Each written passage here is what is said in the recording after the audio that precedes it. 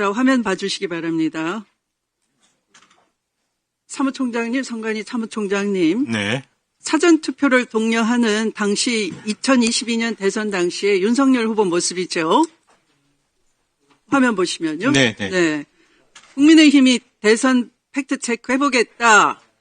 중앙선관위 선거정보센터 해킹 투표수와 득표수 조작 가능하냐? 불가능하다.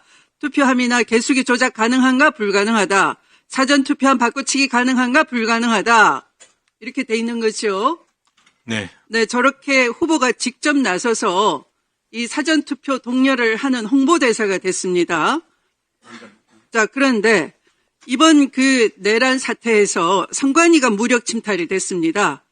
무력이 동원이 돼서 중앙선관위 서버를 확보하겠다라고 한다든지 또 민간인 노상원이 이렇게 말합니다. 체포조를 보내면서 그 체포조에게 지시를 합니다.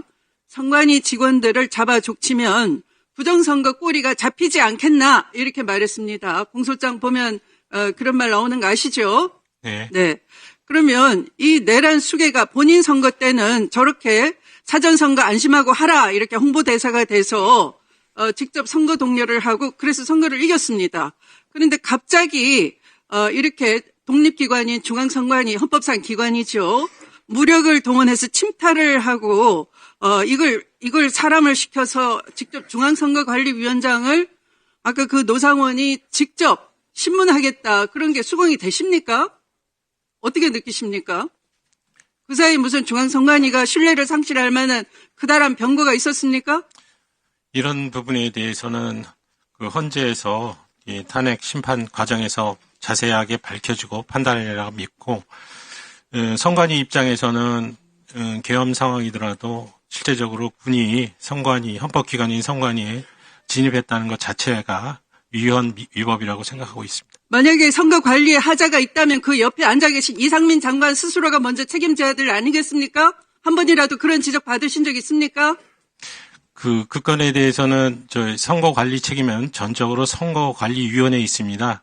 행안부는 저희의 지원 부서일 뿐입니다. 알겠습니다. 그러나 아까 그런 이 득표수 무슨 이런 것이 선거인 관리 명부상의 잘못으로 있다고 한다면 당연히 옆에 앉아 계신 이상민 행안부 장관부터 먼저 추궁이 돼야 되는 것이죠? 그렇지 않겠습니까? 선거인 지원부 업무를 맡고 계시니까 네. 저희한테 그 선거 관리에 문제점이 있다면 그 조언할 수 있는 그런 부분은 되겠습니다. 네, 근데 그 옆에 앉아 계시는 분은 벙어리 행세를 하시기로 했으니까 제가 묻지 않겠습니다. 그러면 오늘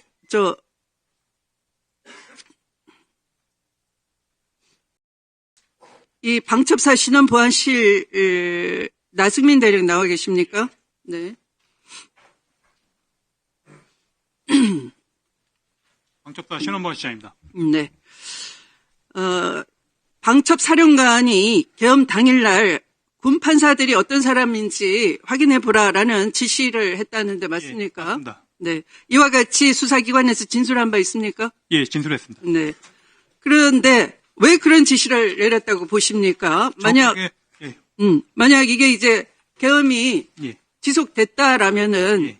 군사법원에서 재판부가 구성이 돼야 되는 것이죠? 예, 그 그렇습니다. 재판부 구성을 위해서 미리 준비하라 그런 지시 아니겠습니까?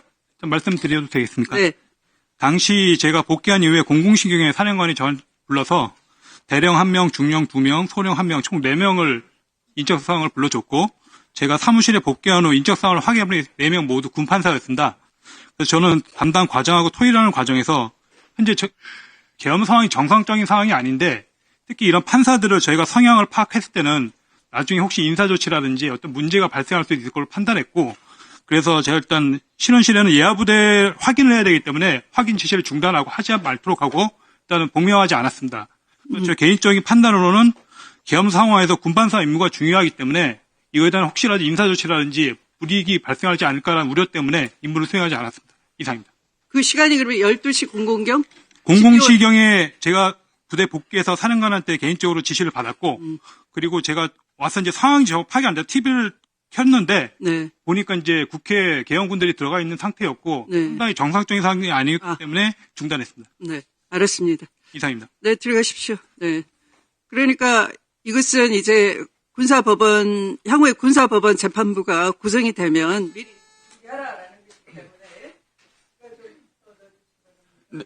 네, 마무리해 주세요. 예. 이것은 바로, 윤석열 내란 수계가 2시간짜리 이 계엄이 어딨냐. 이것이 평화계엄이었다.